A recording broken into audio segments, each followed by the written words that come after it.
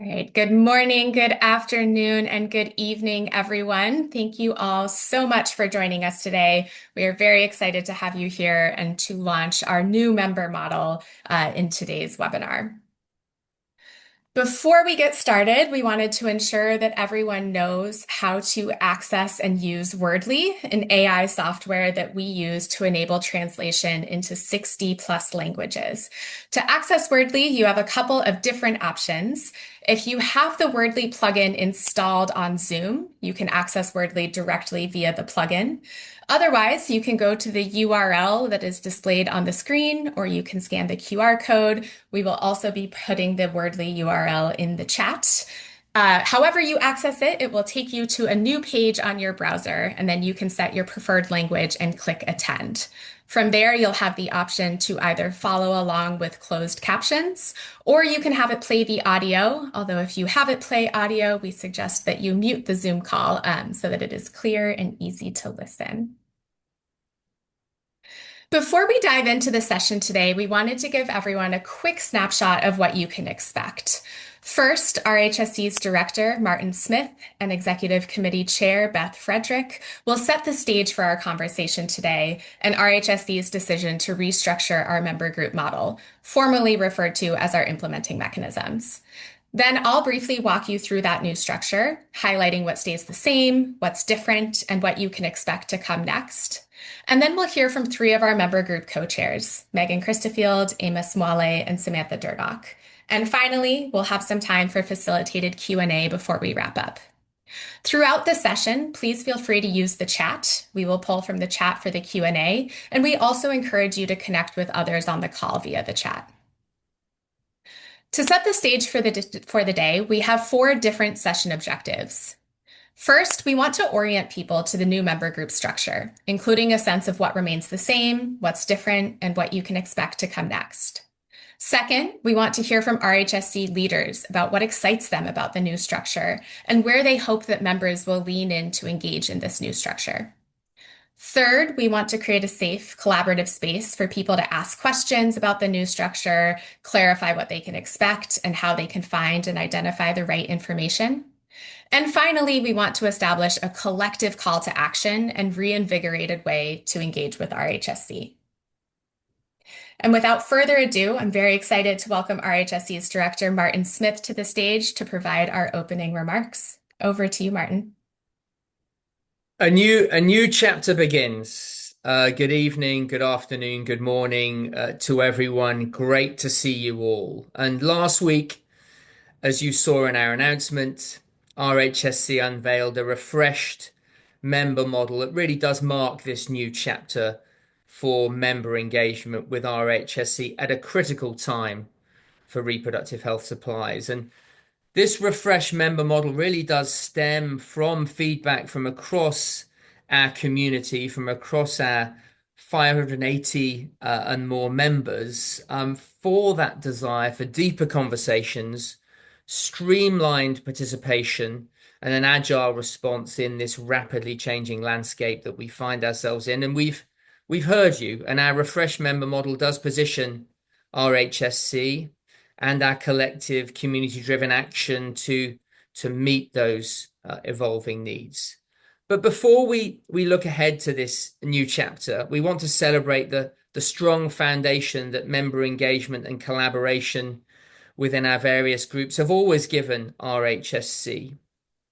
Those member groups are the engine of the coalition. They're the spaces where you, our members, elevate emerging challenges, align on collective pathways for action, and achieve together what no single organization could possibly achieve alone. And for those last 20 years, for our last 20 years, these groups have created meaningful space for partnership, honest dialogue, and that collective action. And we grew organically.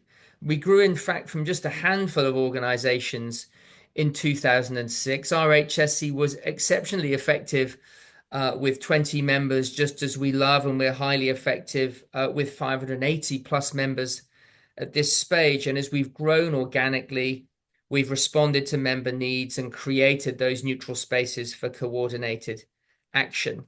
And I could go through each and every of the groups in our previous member group structure and highlight all of them. That might take the entire duration of this webinar. And so I'd just like to highlight very swiftly on four of these groups, four of these legacy groups whose work will be taken forward in the new structure, whose work lives on in this new structure. And I'd like to talk specifically about these four groups in terms of their great achievements in the last few years that really do then propel that work forward. So the System Strengthening Working Group has a long history of leadership in supply chain initiatives, as many of us know, and this included the formation of several absolutely fundamental groups for that collective action that addressed those global challenges affecting supply chains. And these include, of course, the Coordinated Assistance for Reproductive Health Supplies, CARS,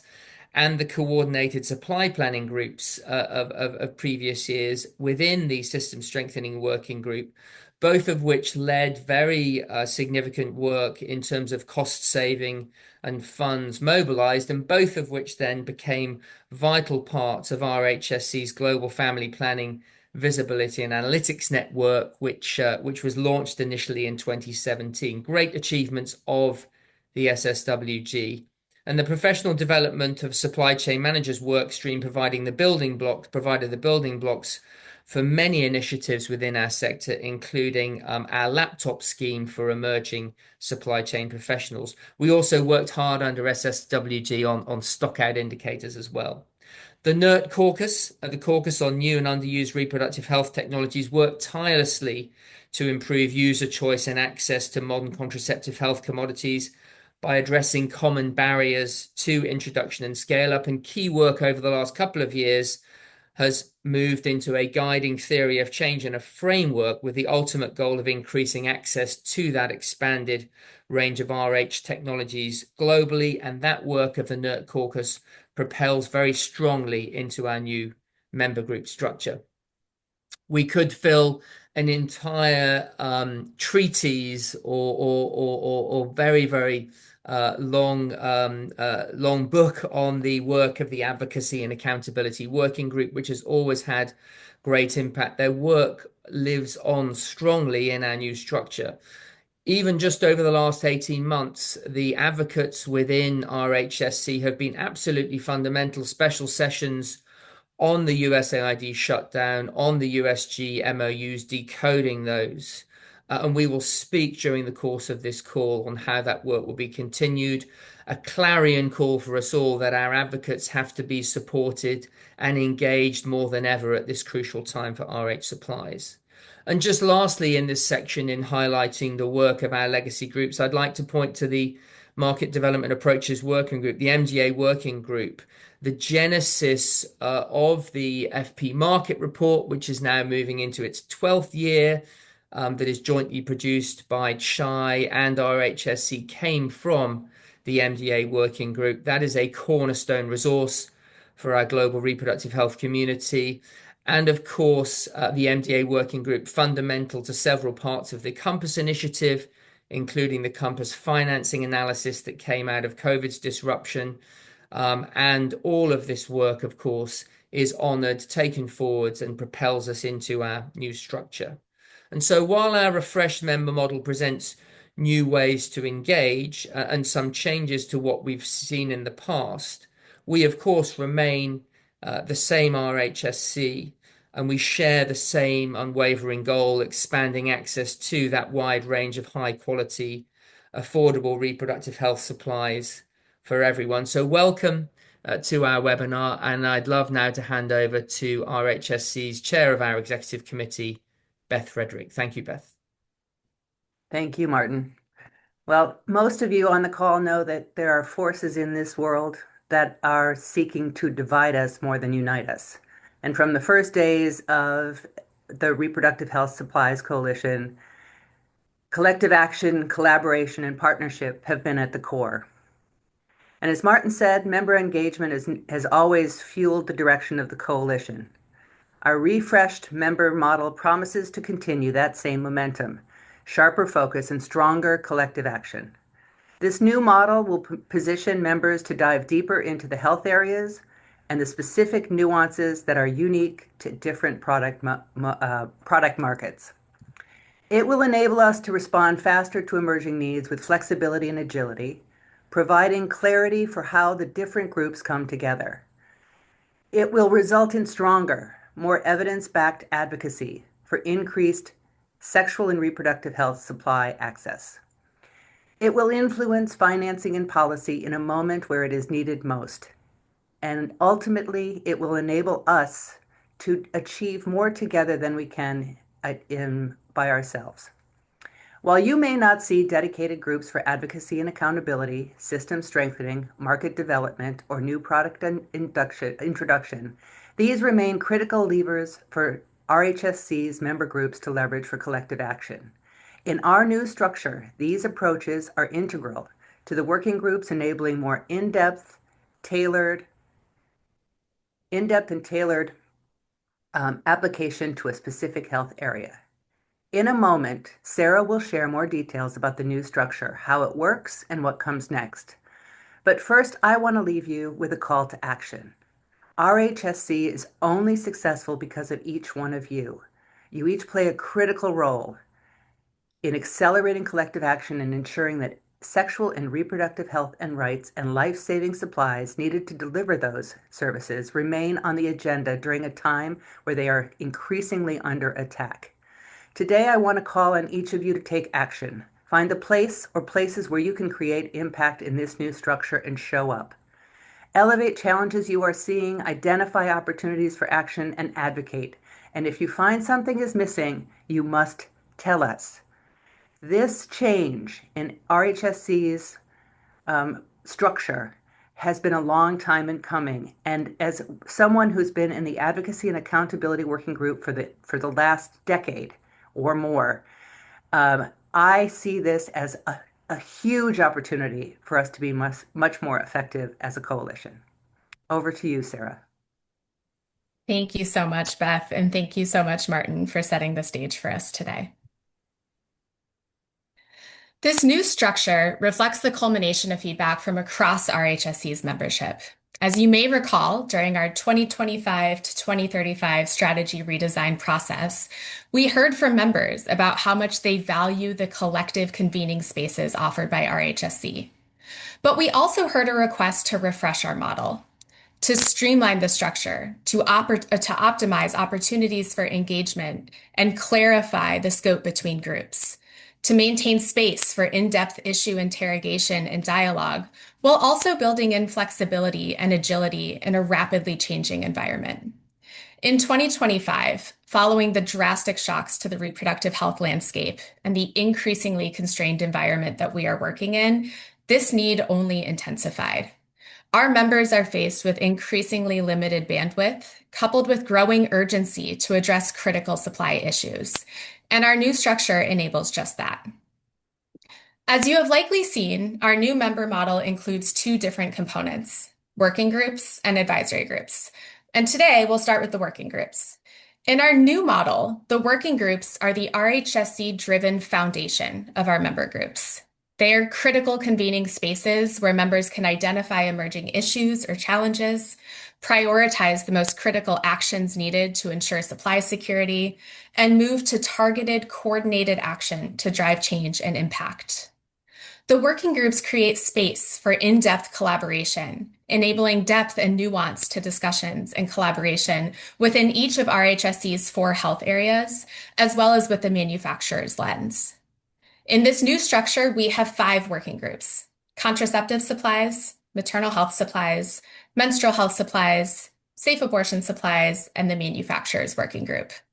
These groups are responsive to member feedback that we needed space for in-depth health area-specific collaboration and partnership, recognizing that the needs or the targeted actions for each of these areas might look a little bit different in order to achieve our shared vision that all people have equitable access to a wide range of high-quality and affordable reproductive health supplies. The second layer to this new member group includes the advisory groups. These groups are member-driven, enabling technical support on cross-cutting issues, bringing working groups together for cross-collaboration. They are flexible, emerging as needed, and dissolving once that need is resolved. For some of these groups, that might be quickly, while others might continue their work for longer spans of time. The advisory groups respond to member feedback that our structure requires agility and flexibility, creating space to quickly activate members across the reproductive health supplies landscape to act when there's an urgent need. The advisory groups also create convening space for issue areas that are more cross-cutting or thematic. FORALAC, for example, focuses on all 4 health areas, providing a Latin America and Caribbean specific lens, while the Policy and Financing Group creates space for members to quickly share information and align on action in the rapidly evolving policy and financing landscape. The advisory groups are also meant to function as a space where working groups can elevate issues that require additional technical support or that cut across the different health areas. We are launching this structure with 3 advisory groups. FORALAC, yeah, Martin, go ahead. I just want to check, slides are not showing for me, and I know you were going to put them up as you moved into your presentation, Sarah. So oh, weird. I Okay, think thank you for flagging that. we are probably just at the point at which Is that if I remove the spotlight, do you see them? not yet, no. Interesting. All right, let me see what is going on. They show to be sharing on my side, so just give me 1 second. Thank you for flagging that, Martin. That's all right. It's interesting, colleagues. You've probably experienced this. You do a technical run through, everything works perfectly well, and then and then you get on the call, and there's just a small lacuna. So back to you, Sarah. You might want to go back 1 slide. Yeah. But thank you so much. Perfect. Everybody's giving you emojis. I love it. Emojis are great. All right, working groups, the 5 that I just voiced over, and then we'll move on to the advisory groups. So the FORALAC Advisory Group, Policy and Financing, and the VAN Consensus Planning Group. All right, so the advisory groups respond to that feedback that we wanted greater flexibility and agility.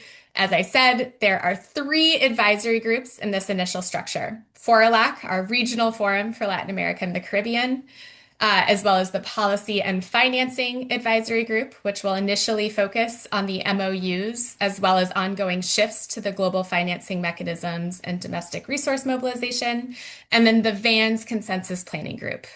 Later this year, we will be opening applications for additional advisory groups, giving members the opportunity to define additional cross-cutting needs. We will be sharing a lot more detail about what that will look like as we reach that deadline. And finally, in this new structure, we will have added layers to support cross-collaboration between the different working groups and advisory groups.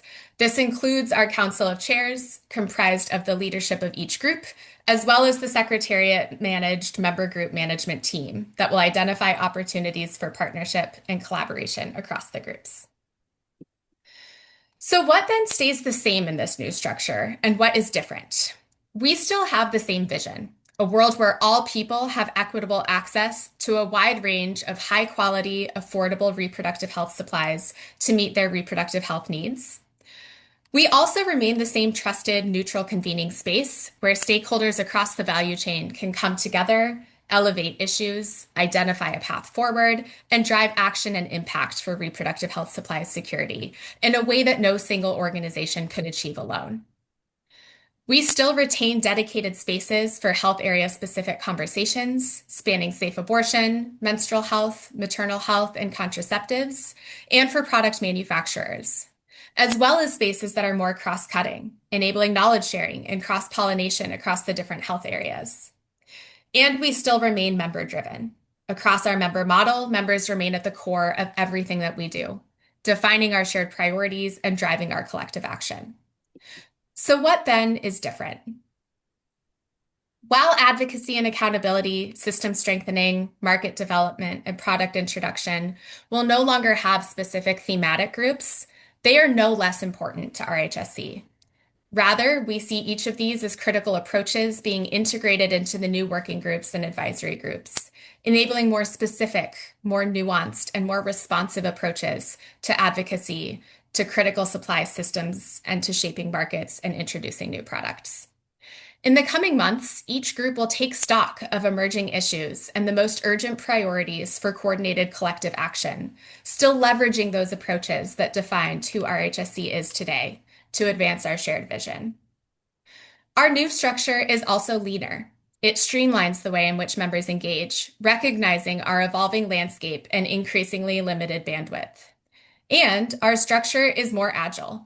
It enables groups to crop up when they're needed and dissolve when that need has been met, enabling both members and the Secretariat to prioritize the most urgent issues facing our community, while still continuing to offer a trusted and reliable space for collective action. So what comes next? Throughout July, the Secretariat will be hosting a range of different office hours. These will be open meetings conducted via Zoom for members to come and ask additional questions, seek clarification, or find support in navigating this new structure. We will be including save the dates and Zoom links for the office hours in our post-webinar materials, so stay tuned. And we will also include a survey link for you to submit questions that you might have. Throughout July and August, we will host a range of transition meetings between the two structures. For our legacy groups, the ANA, SSWG, MDA, and NERT, this will include final meetings to celebrate the group's accomplishments and contributions throughout the Coalition's 20-year history, supporting members in navigating the new structure based on their areas of interest and identifying recommendations they might have or priorities that they want to pass along to the new working groups and advisory groups. For the new and continuing groups, these meetings will include launch meetings to reestablish group norms, to align on preferred mechanisms for engagement and frequency of convenings, and to identify group priorities and areas of collaboration.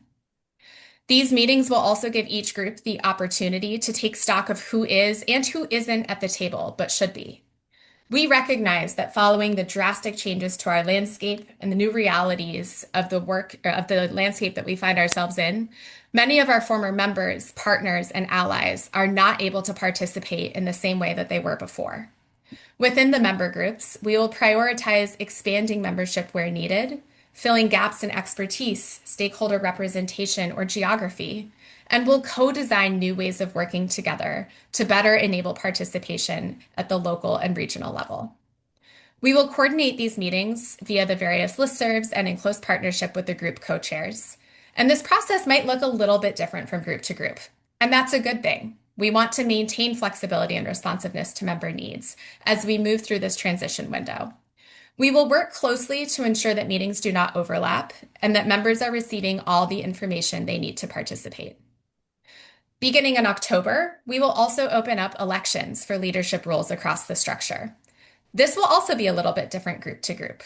Some groups have established leadership in place, and others have chairs who kindly stayed on well past the end of their terms in order to support us through this transition process.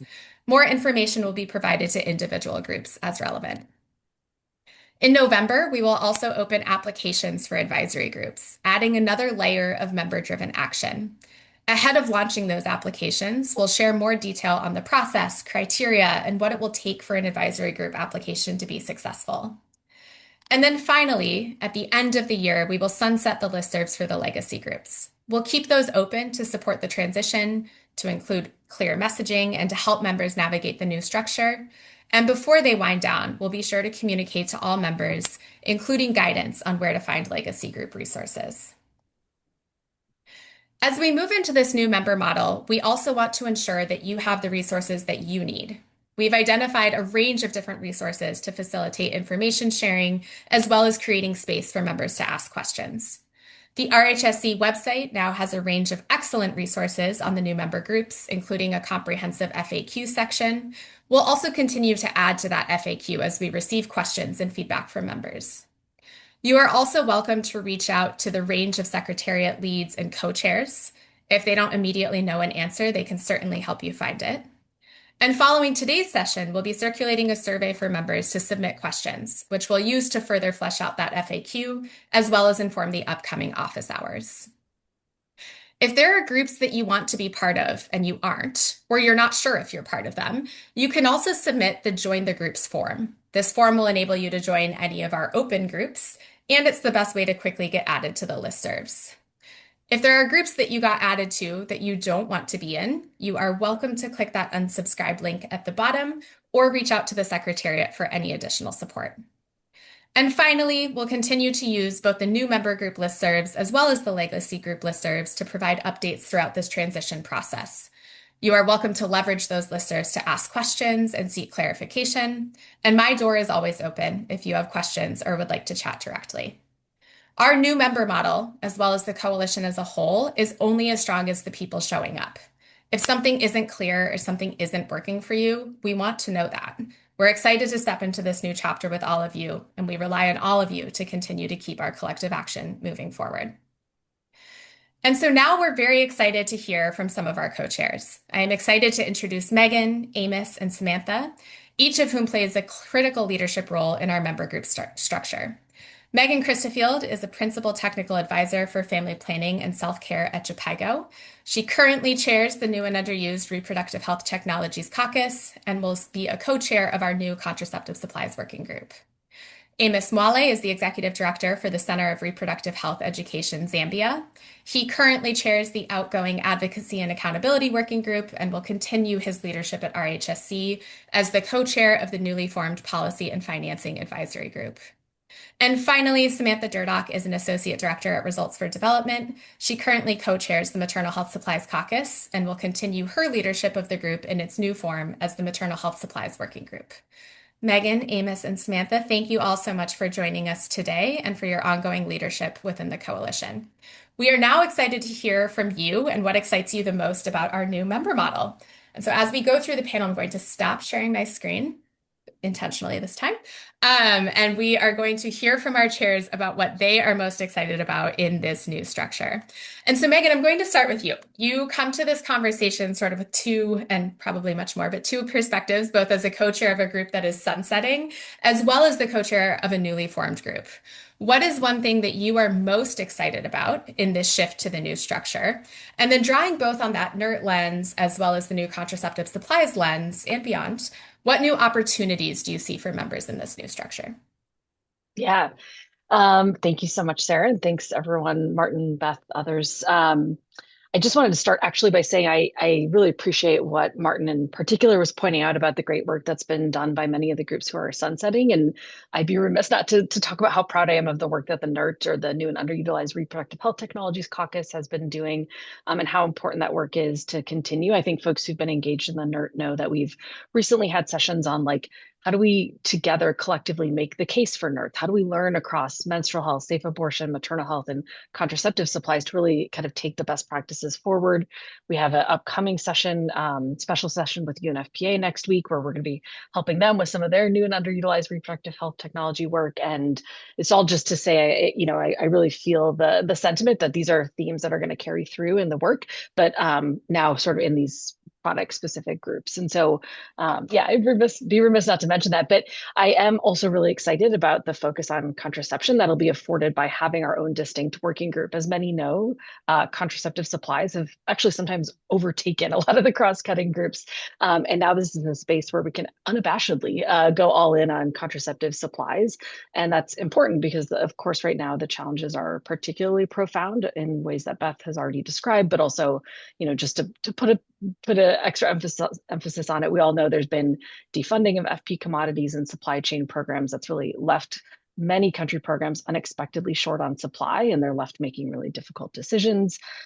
We've also seen massive shifts in the funding and implementer ecosystem that have left folks, I would say, sort of like scrambling to find the new pathways to do work they had done before, right? To deliver contraceptive choice and supply, but to do so with new partners, new people, new decision makers, et cetera. And that's been a bit of a hurdle for folks.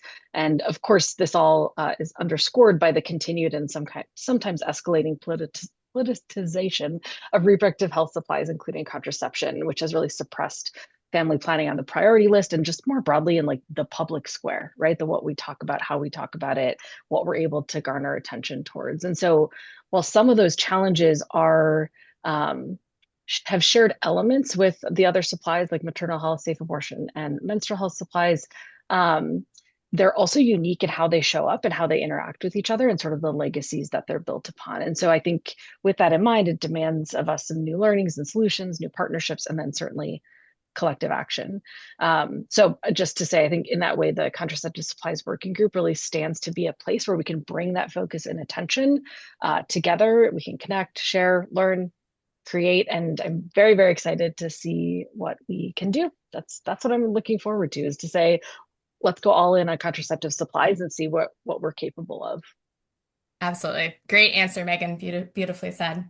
Amos, we are going to come to you next. Amos, you are also bringing the perspective of a co-chair of a group that is sunsetting, the ANA working group, as well as a newly formed group in the Policy and Financing Advisory Group.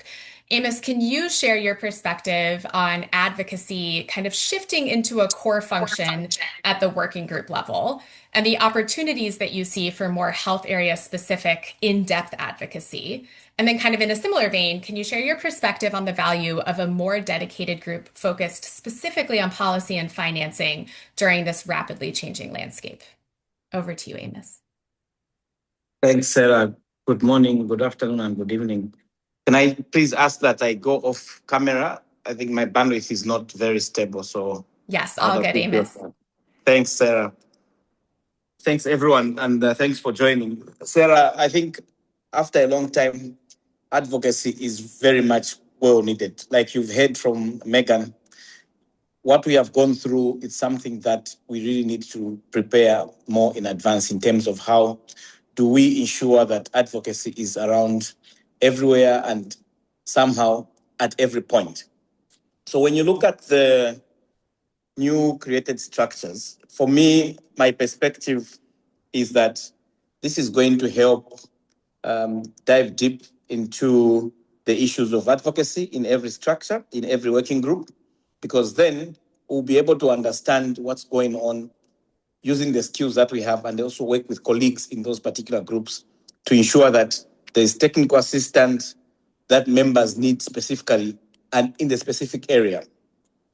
So when you look at the, like I've said, the core function of advocacy, it has to be in every working group, not just as an activity separately, but as an activity that is working from technical to the actual activity that is happening around the different working groups.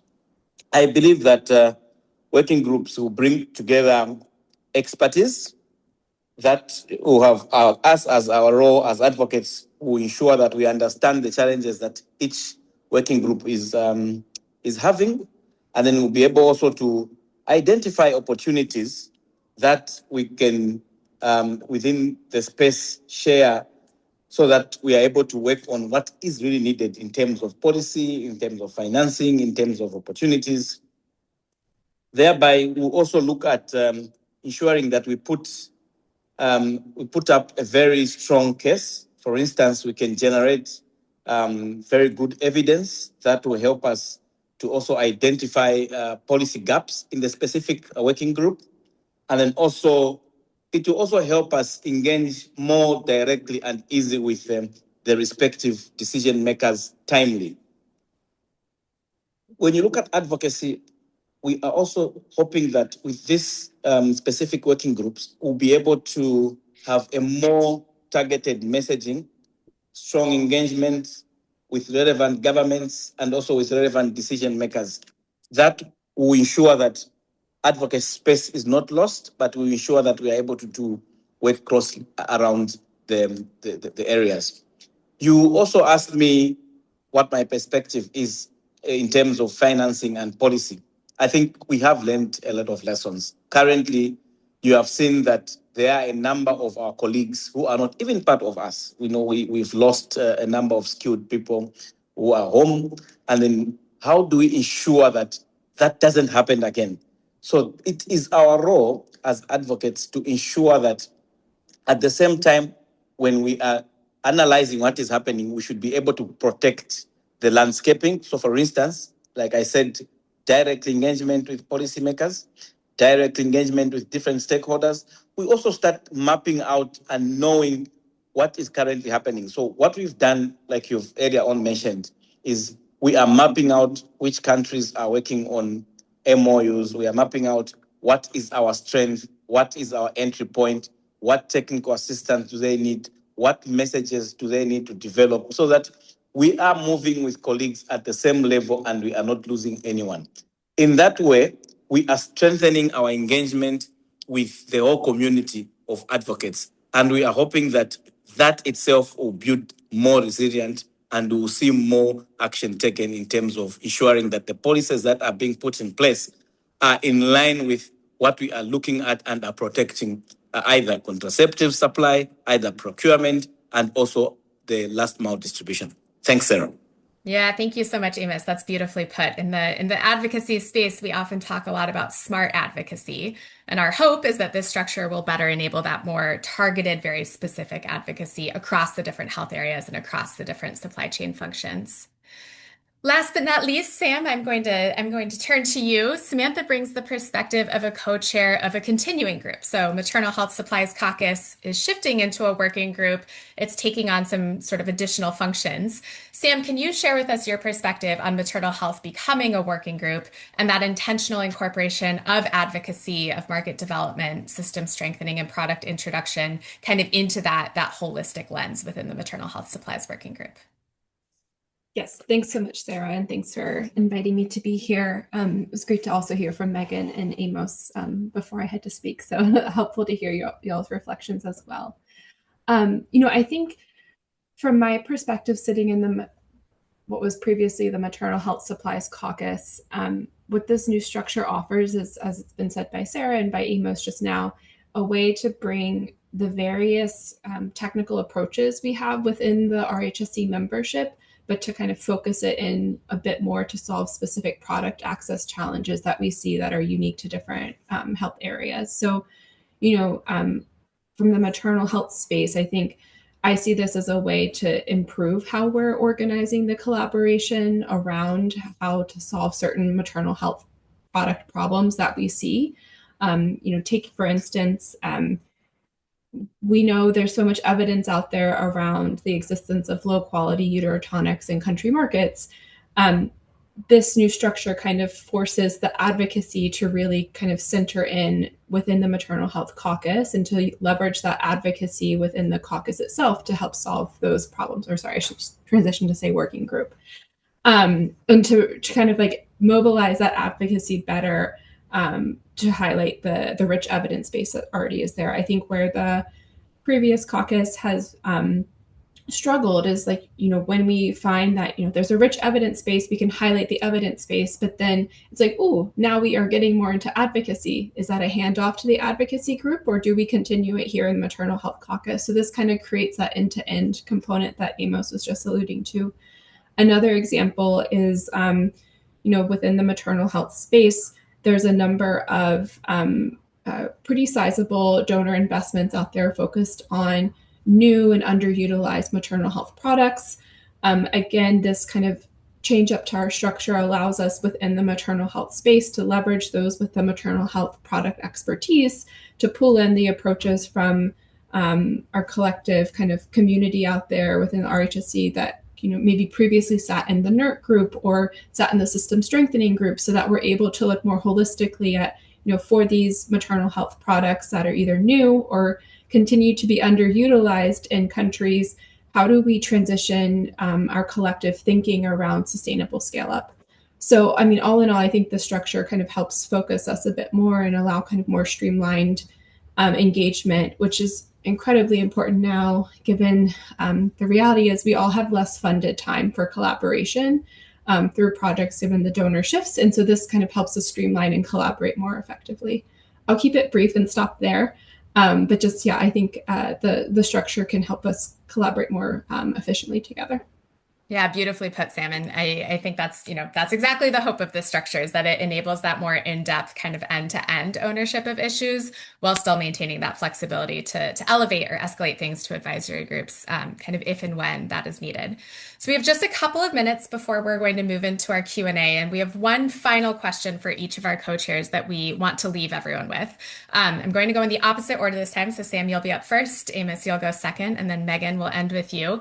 But if there is one one recommendation that you really want to leave members with as they navigate this transition, as they move into these new groups, what would that recommendation be? And I'm going to ask you all to keep your answers to a minute or less. So Sam, I will toss it over to you first.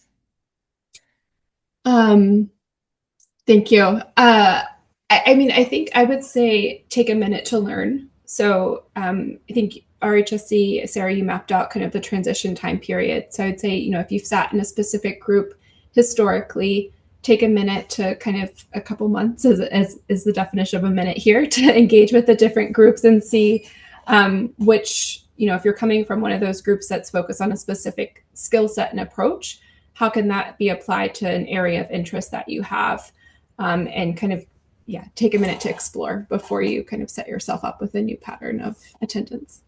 Yeah, great recommendation, Sam. And certainly hope that we've built in time for folks to do that. Amos, I will hand it to you next. What recommendation do you want to leave people with? Thanks, Sarah. So for me, I first and foremost want to thank everyone for their support, but I want to encourage each one of them that please, let's take our knowledge, skills into the new structure, into the new working groups. Advocacy is needed, and we are the only ones who can make the change. Thanks, Sarah. Yeah, excellent advice, Amos. Definitely show up and bring the knowledge and skills that we know all of you have in the incredible work that you do. Last but not least, Megan, over to you. What is your final recommendation you want to leave people with? In 2 words, it's bring it to us, right? And this is with I'm wearing the hat of someone who's been in the coalition or been actively engaged in the coalition for about 12 years. And so what I'm saying is not new. It is that the coalition has and always will rely on you and your contributions, the challenges you bring to us, the ideas, the questions, the relationships.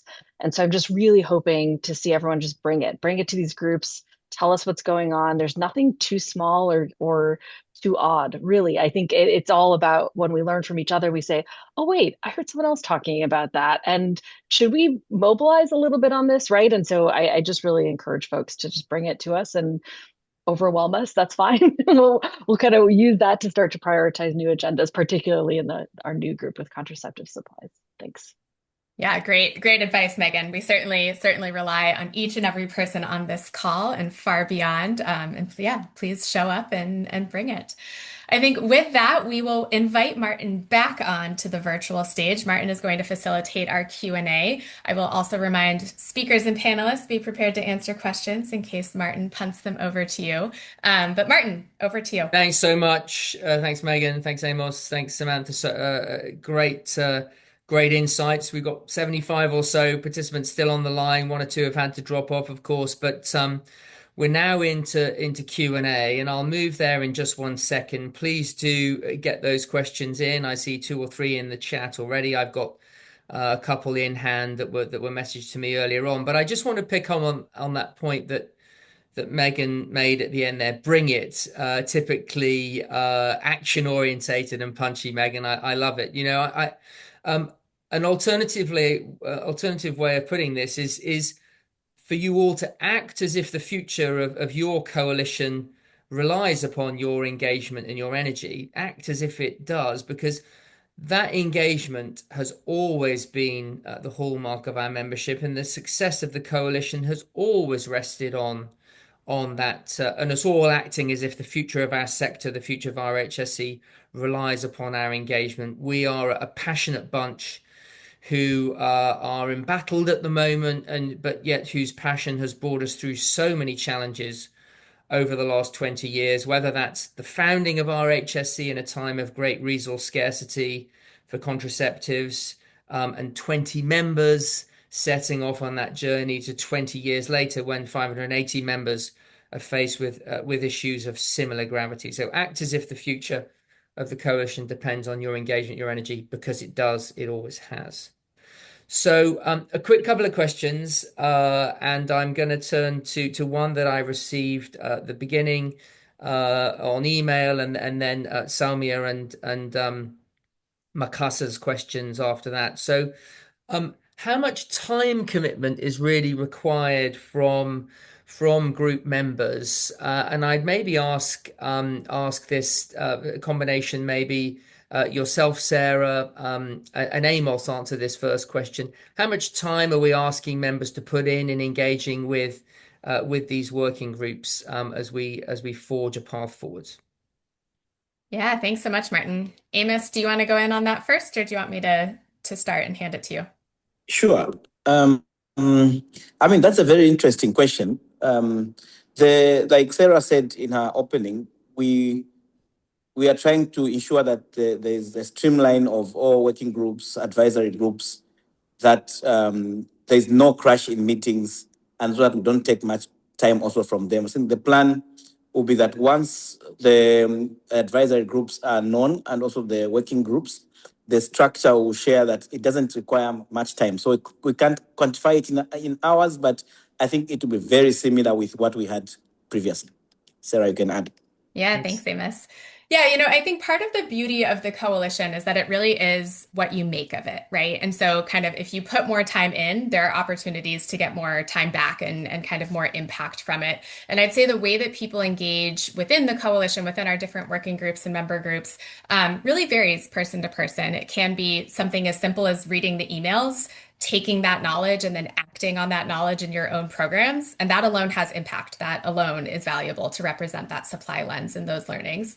But it can also be more active engagement, joining the meetings, elevating issues that you're seeing, asking people to help you figure those issues out, lending your voice to others who are trying to solve them.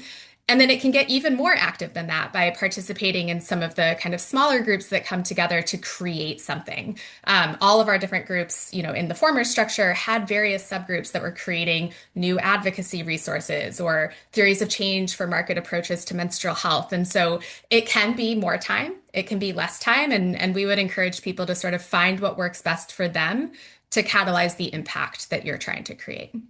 Thanks, Sarah. And you've actually answered the first part of Makasa's very good question here, but I just want to come to the second part and actually ask Megan and Samantha this question. So what does active engagement actually look like beyond attending convenings? You've gone through that very well, I think, Sarah, but how will new members know that they're contributing meaningfully within this new structure? Maybe to you first, Megan, and then to you, Samantha. Yeah, I think knowing whether or not you're contributing is really about knowing whether or not you gained something from the experience. I find overall on this engagement question, this time engagement, my answer tends to be something like, well, it's less time than going at whatever that challenge was alone, right? So we see people come into the NERC caucus and say, oh, we don't know how to deal with this. We don't know how to deal with this. We don't know how to start. And we say, okay, let's see if anyone else has that challenge as well. We get a handful of folks, maybe 6 to 10 people who say, yeah, actually, that's something I'm dealing with. And then we start to convene folks and say, okay, well, let's meet, let's talk this through. What would be useful? Can we share some ideas? And so I think to me, for you to know if your engagement has been meaningful is really a self-reflection question. Was this helpful for me? Was I able to advance my work on expanding access to reproductive health supplies by just maybe even asking a question or talking to a couple of folks in maybe other countries or other sectors or other product areas. So yeah, that's what I would say. Over to you, Sam. Thanks, Sam. Thanks, Megan.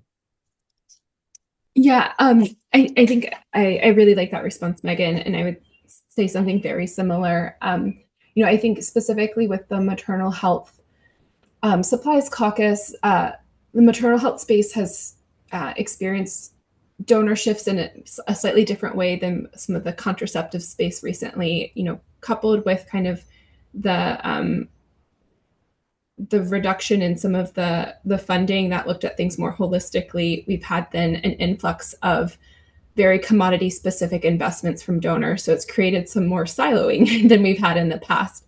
And so I say that because I think within the Maternal Health Supplies Caucus, members are figuring out how they're re-engaging with the coalition in a way that can create that collaboration.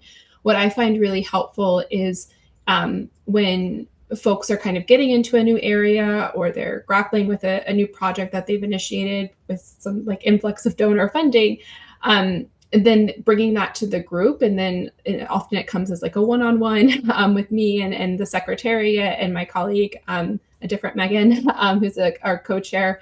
And then we can kind of formulate, how do we kind of bring this to the caucus and create more of a discussion around it?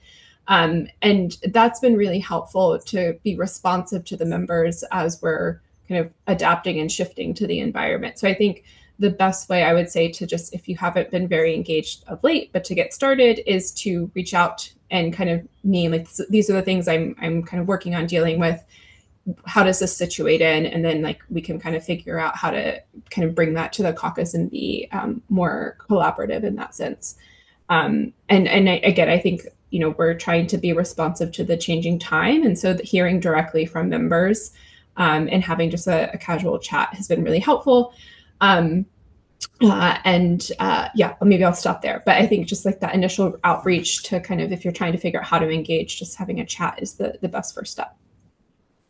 Yeah, great point, Sam. And so many times we've within the maternal health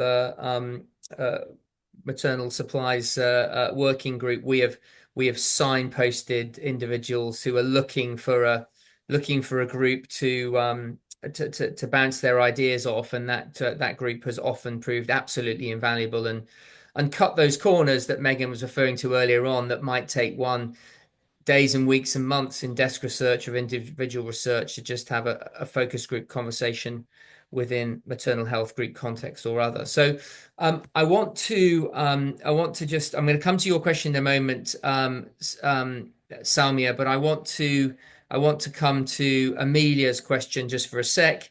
Great to see the interest in the policy and financing group. Amos, and then quickly Sarah, with regard to the policy and financing group, are there currently any members representing the private sector as we consider options to support blended finance and innovative financing options alongside more traditional approaches? So over to you, Amos, and then to you, Sarah. Then I'm getting to Salmia and Angela's questions. Sarah, you can go ahead. Yeah, sure. I can jump in on that. I would say, the private sector and the vast diversity within the umbrella of the private sector is a really critical set of partners for RHSC, including within the policy and financing advisory group, but also far beyond in other roles that the private sector plays across the value chain. For this group, the short answer is yes, definitely private sector represented in that group. I also imagine we'll want to find additional private sector partners as we get into some of the nuance behind innovative financing and blended finance. So I think that will be one of the areas when we do come together in that launch meeting to think really critically about what other voices do we need at the table, and then intentionally going and really finding those voices and making sure that they're part of the conversation and the solution. It's an excellent question. Great, and I know I haven't got too much time left, but I'm going to come to Salmia's point, and thanks so much, Emily, for your comment there. So Salmia, it'd be helpful to hear about room or scope for new RH products that may be beyond the existing set of the four focus areas, say cervical cancer products, endometriosis is mentioned. Emily's very good comment about the link with the menstrual health supplies working group there. So again, a little bit of a comment there from you, Sarah, and any comments that Samantha, Megan, Amos would like on this question, gratefully received. Then I will get to Angela's very good comment.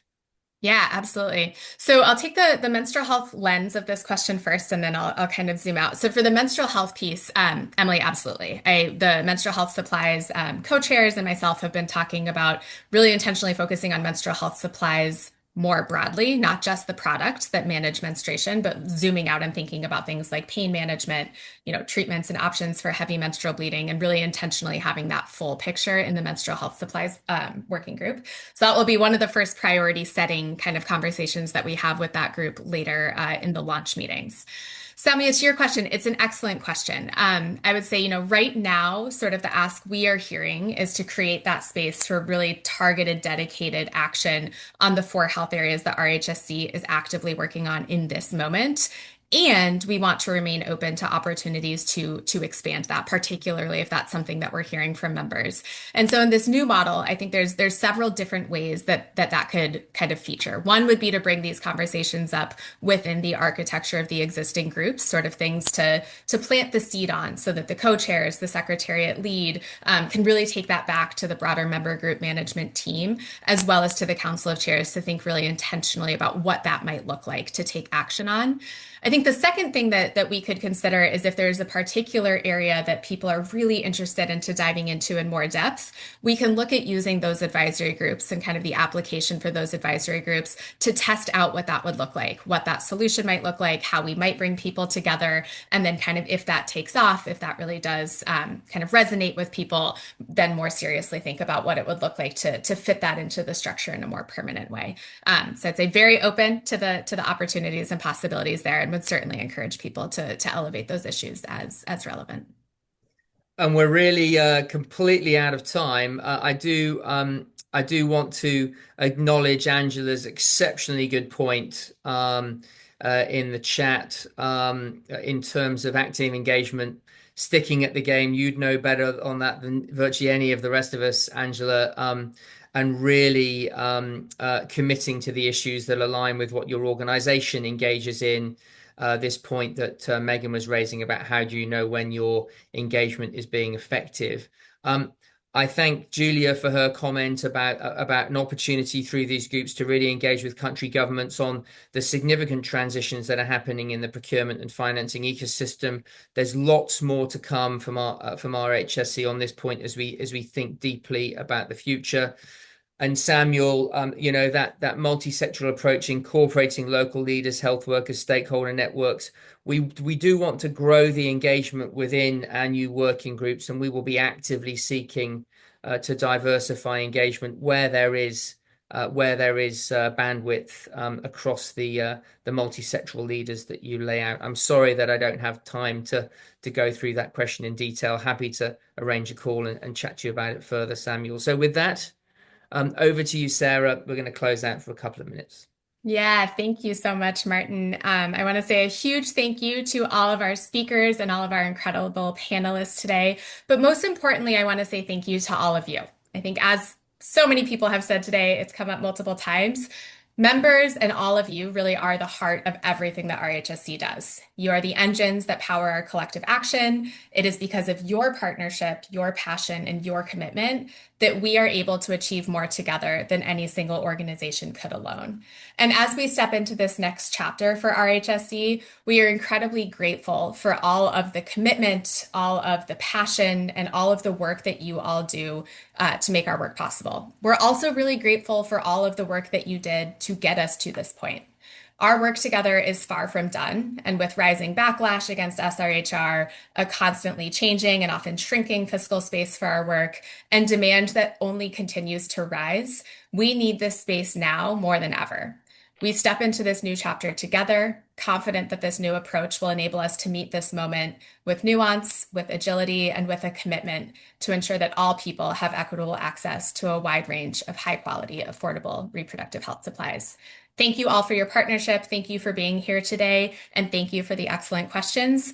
We will continue to update the FAQ. We will continue to engage all of you as we move into this next chapter together, and we look forward to continuing our collective action. Thank you so much, everybody, and have a great rest of the day. Thanks, bye. Thank you. Great meeting. Thanks a million, everyone. Together, united in collective action. Thanks. Talk to you all everybody. soon. Thank you. Thank all. you. Thank We you. will